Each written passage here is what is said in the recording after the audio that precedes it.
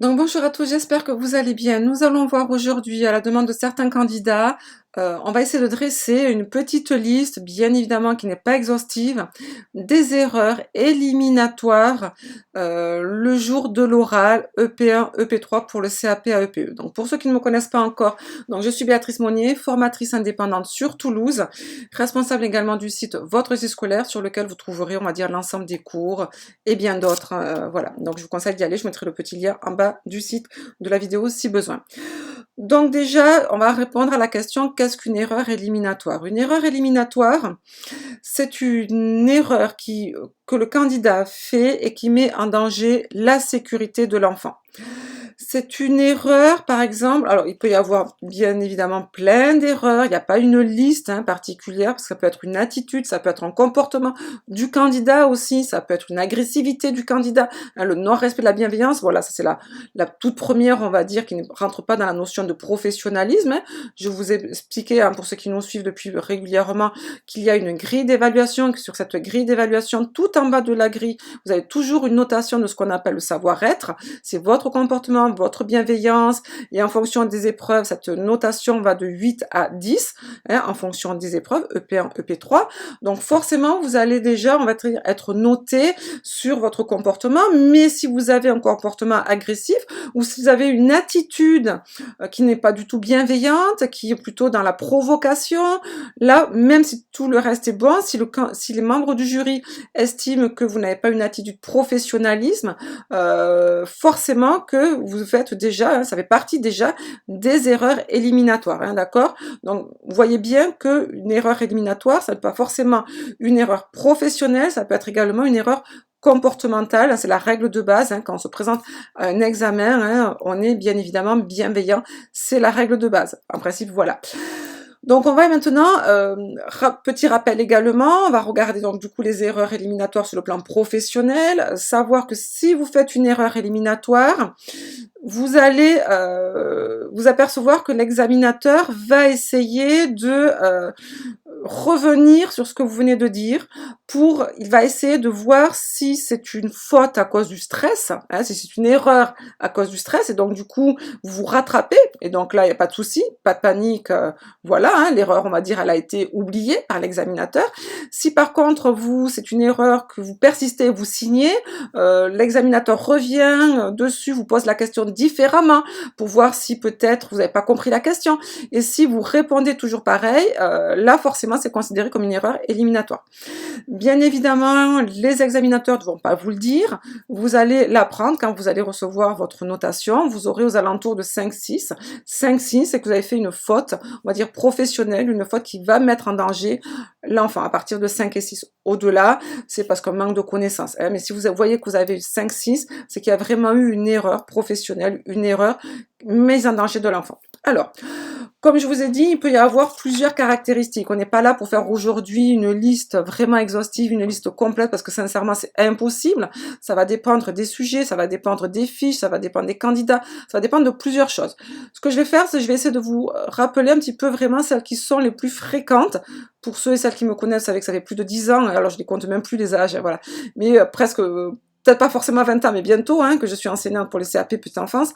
Donc du coup, on va faire, on va dire, en fonction de mon expérience, d'accord? Alors, première erreur, on va partir, on va dire, je me suis fait ma petite liste, sur l'organisation. Là, en EP3, vous savez qu'on va vous demander, on risque de vous demander très souvent de faire une journée type de l'enfant ou une journée type professionnelle. Journée type de l'enfant, c'est les heures de l'enfant, et journée type professionnelle, ce sont vos heures de travail, bien évidemment avec celles de l'enfant. Alors, dans cette journée type professionnelle, déjà, on peut voir déjà des petites erreurs éliminatoires.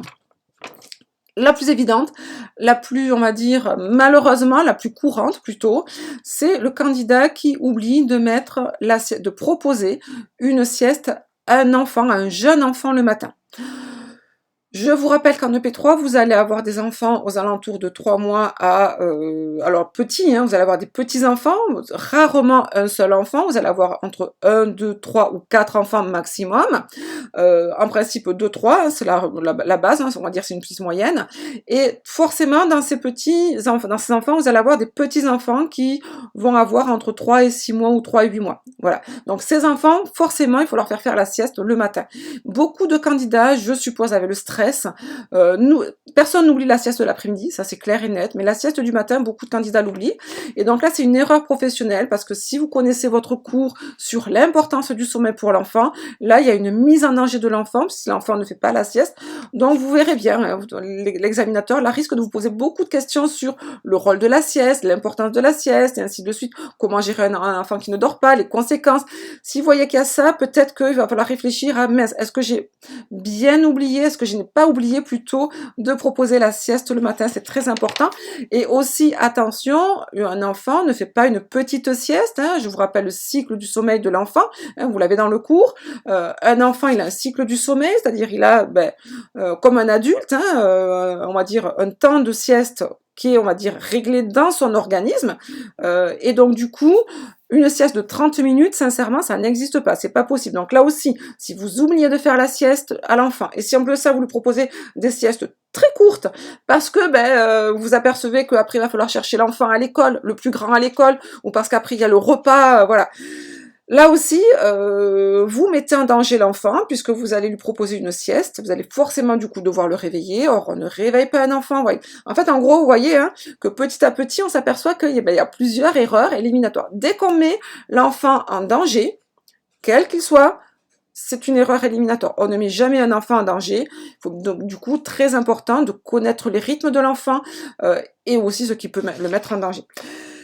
Deuxième erreur que l'on voit souvent dans cette journée type, c'est aux alentours de 11h30, midi, voilà, beaucoup de candidats nous disent, ben voilà, vers 11h midi, je prépare le repas des enfants. Alors, des fois, les examinateurs, du coup, vont se poser la question, attention, est-ce qu'elle confond, est-ce que le candidat que j'ai devant moi, est-ce qu'il confond la notion de préparer le repas ou de réchauffer, hein, voilà, préparer, réchauffer, voilà, beaucoup de candidats. Donc, du coup, les examinateurs vont revenir dessus. Qu'est-ce que vous entendez par préparer? Voilà. Je vous rappelle qu'on ne prépare pas les repas entre 11h30 midi, en tout cas, on ne prépare pas le repas avec les enfants. On prépare le repas toujours en l'absence des enfants.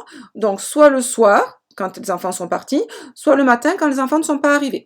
En tout cas, quand c'est l'heure de manger, on va réchauffer le repas, ou alors, au pire, on prépare le repas quand les enfants sont à la sieste, si bien évidemment vous n'avez que des enfants.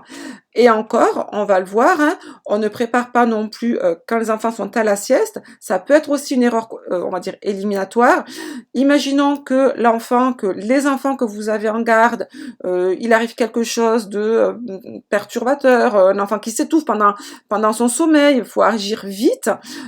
Forcément, si vous avez les mains, on va dire, sales, pleines de, je sais pas, vous êtes en train de couper du poulet, par exemple, bien évidemment, vous allez agir, vous n'allez peut-être pas avoir le temps de vous laver les mains, ce n'est pas éliminatoire, puisque vous agissez forcément, là, on est d'accord, mais il y a quand même mise en danger de l'enfant, puisque vos mains n'ont pas été touchées, or l'enfant, c'est... Vous voyez, en fait, en gros, on peut aller loin, l'examinateur peut aller loin, en vous disant, oui, mais vous n'avez pas lavé vos mains, donc du coup, il y a des bactéries sur vos mains, donc la peau de l'enfant, elle est fragile. En fait, il y a toutes ces petites questions, donc du coup, hop, le repas, on cherche pas midi 14h, on ne se complique pas la vie. Le repas, c'est le soir quand les enfants sont partis ou le matin quand les enfants, on va dire, ne sont pas encore arrivés. Et pendant la sieste des enfants, si tous mes enfants font la sieste, ben je prépare une petite activité. Voilà, je prépare jamais quelque chose de sale. Hein, voilà, jamais quelque chose de sale pendant la sieste. Je ne fais jamais le grand ménage pendant la sieste parce que si je dois intervenir immédiatement, au moins il n'y a pas de risque. Voilà, c'est très important, hein, voilà. Donc là, on était, on va dire, dans la notion, on va dire, d'organisation. Maintenant, on va partir, alors bien sûr, il peut y en avoir plein d'autres hein, sur l'organisation, voilà, comme je vous ai dit. Maintenant, on va essayer de voir en termes de soins. Les erreurs les plus fréquentes en termes de soins sont notamment lors du change. Là, il faut vraiment montrer à l'examinateur, beaucoup de candidats oublient, alors quel que soit, on va dire, le soin, hein, d'accord, n'oubliez pas, on organise son plan de change, on organise son soin avec le respect d'une marche en avant. Ce respect de la marche en avant va permettre qu'il n'y ait pas une propagation des micro-organismes, une contamination, hein, donc on a un coin propre, un coin sale, toujours, c'est pour vraiment la sécurité, la santé de l'enfant. Donc déjà là, si vous ne le faites pas, et si l'examinateur vous pose la question, et s'il voit que vous ne maîtrisez pas cette notion de coin propre, de coin sale, si vous savez même pas qu'il faut aller un coin propre, un coin sale, une organisation, vraiment, il faut vraiment séparer hein, le coin propre, le coin sale, ne jamais mélanger, parce que sinon il y a risque de contamination hein, pour l'enfant. Et je vous rappelle qu'un enfant, c'est une personne fragile, hein, voilà, peau fragile, tout est fragile chez un enfant, donc on évite vraiment le maximum de contamination. Donc, organisation d'un coin propre, d'un coin sale, très important. Deuxième chose, lors du soin ou n'importe quel autre soin, on ne quitte jamais l'enfant du regard, on a toujours un regard sur lui, on a toujours une main sur l'enfant. C'est la base, toujours. Pour le change, si vous ne tournez pas l'enfant sur le côté, si à l'inverse, comme on le voit dans beaucoup de fiches, on lui lève les jambes, l'examinateur, en fonction de l'âge, hein, d'accord, alors si vous le faites à partir de 2 ans, il n'y a pas de souci, à partir de 18 mois, voilà, mais avant 15-18 mois, il vaut mieux tourner l'enfant, ça fait partie de ce qu'on appelle le protocole, on met l'enfant sur le côté, là, sinon, si vous ne le faites pas, certains examinateurs peuvent considérer que c'est une mise en danger de l'enfant, vous allez abîmer, on va dire, la colonne vertébrale, quoi, abîmer, vous pouvez abîmer la colonne vertébrale de l'enfant, fragilisation de sa colonne vertébrale, donc du coup, hein, mise en danger de l'enfant. Donc ça c'est important. Aussi attention lorsque vous faites quel que soit le soin, n'oubliez pas de parler des autres enfants. Rarement, sauf si vous êtes bien évidemment en crèche, là je parle pour le P1, mais si vous êtes en une EP3 en tant qu'assistante maternelle, ou si vous avez fait un stage, ou si vous êtes assistante maternelle là, et donc vous faites également une fiche en EP3, en EP1, pardon, n'oubliez jamais, jamais de dire ce que vous faites des enfants, des autres enfants. En principe, hein, une assistante maternelle toute seule avec un seul enfant, il n'a pas beaucoup, hein, ça peut arriver au début de leur agrément, mais franchement, il n'a pas beaucoup. Donc, obligatoirement, vous avez d'autres enfants. Donc, qu'est-ce que vous faites de ces autres enfants? C'est très important. Bien parler, hein, bien préciser ce que vous faites de ces enfants, tout en respectant également l'intimité de l'enfant que vous êtes en train de changer, par exemple. Hein, voilà, donc, très important de ne surtout jamais oublier les autres enfants. Maintenant, au niveau du repas, et on va dire erreur éliminatoire de base que l'on voit fréquemment. Alors maintenant, vous avez de la chance avec la nouvelle réglementation, il n'y a plus vraiment, on va dire, d'aliments à donner, à ne pas donner, puisqu'on peut donner quasiment tout avec la nouvelle réglementation à partir de 4 mois. Bien rappeler, attention quand même, il y a certains aliments qui ne sont pas encore, qu'on ne peut pas encore donner. Donc là, je vous rappelle, je vous conseille d'aller voir quand même le cours, hein, vous verrez. Par contre, erreur éliminatoire, si on vous dit dans la mise en situation, l'enfant a une allergie, par exemple au gluten, et que vous lui donnez, on va dire, une biscotte, du pain, et que vous ne précisez pas que cette biscotte ou ce pain est à base de farine de maïs, par exemple, hein, je vous dis, voilà, là, il y a forcément mise en danger de l'enfant, et même là, c'est grave, là, vraiment, vous êtes dans une erreur vraiment éliminatoire directe. Là, c'est clair et net, l'examinateur n'a même pas cherché, c'est clair et net, éliminatoire direct. Si vous avez un enfant, et si les parents souhaitent un régime particulier, régime, on va dire, sans viande, sans poisson, voilà, un régime particulier, et que vous ne proposez pas on va dire un repas équilibré et adapté, et que ce repas n'est pas équilibré, n'est pas suffisant. Donc du coup, il y a mise en danger de l'enfant, puisque l'enfant risque d'être faible, il va y avoir des carences. Donc là aussi, c'est une mise en situation, on va dire, éliminatoire, quoi. Une réponse éliminatoire. Donc faites bien attention hein, au repas, vous voyez bien que, en fait, comprenez bien que tout peut être, on va dire, des mises en situation, on va dire, éliminatoires, d'où l'importance forcément de bien connaître les aliments qu'un enfant peut manger en fonction des allergies, de faire bien attention aussi à ce qu'on appelle les allergies croisées, les contaminations croisées, et aussi l'organisation hein, du repas, comment vous allez, si vous avez un enfant qui est allergique, comment vous allez lui proposer le repas, à côté de qui, où est-ce que vous allez vous mettre, toutes ces petites questions vont montrer à l'examinateur si vous maîtrisez les gestes de secours, et les gestes en tout cas pour justement la sécurité de l'enfant. Ça me fait penser qu'en termes de secours, là aussi vous pouvez avoir on va dire une mise en situation éliminatoire. si vous ne savez pas, on va dire, qu'est-ce qu'il faut faire on va dire, en cas de secours, d'urgence. On voit beaucoup de candidats quand il y a un enfant, par exemple, qui s'étouffe. Qu'est-ce que vous faites? Un enfant s'étouffe. Ben, la première base, c'est bien évidemment, en principe, ce qu'il faut dire, c'est je fais les gestes de premier secours, hein, méthode Heimlich ou autre, en fonction de l'âge, mais je fais les gestes de premier secours. Beaucoup de candidats, peut-être la panique, le stress, disent ben, j'appelle le SAMU. Donc, en fait, en gros, l'examinateur va vous dire, ok, d'accord, donc vous êtes en train de laisser l'enfant là s'étouffer, au lieu de lui faire les gestes de premier secours, pour appeler le SAMU, qui va peut-être mettre du temps à arriver, au moins 5 minutes, forcément. Le SAMU, le temps qu'il arrive, c'est minimum 5 minutes, si c'est pas plus. Donc, du coup, vous voyez bien qu'il y a une mise en danger de l'enfant. Aussi, peut-être mise en danger de l'enfant si vous ne respectez pas le secret professionnel.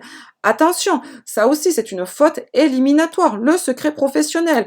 Secret professionnel, discrétion professionnelle, en termes de, on va dire, de tous les points, hein, que ça soit, on va dire, secret, si vous donnez trop d'informations sur l'enfant, sur sa famille, les examinateurs vont essayer de vous poser des questions, hein, voilà.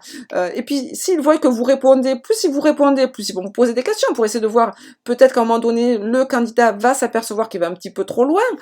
On en voit très souvent, hein, avec le stress, ils se disent peut-être, ben, ça fait partie du jeu, peut-être que les examinateurs veulent savoir, donc je réponds. Non, attention, secret professionnel, n'ayez pas peur de dire à l'examinateur, désolé, ça fait partie du secret professionnel, donc je préfère ne pas vous répondre.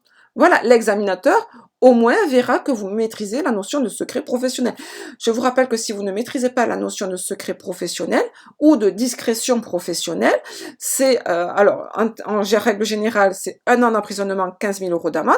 Et si c'est risque de, on va dire, de maltraitance, là, par contre, il faut le rompre. Et si vous ne le rompez pas, hein, si vous vous contentez d'alerter, on va dire, les parents, si vous ne dites pas à l'examinateur, là, c'est le moment où je dois rompre le secret professionnel, j'appelle le 119 ou mes supérieurs et ainsi de suite, hein, voilà, il faut obligatoirement alerter.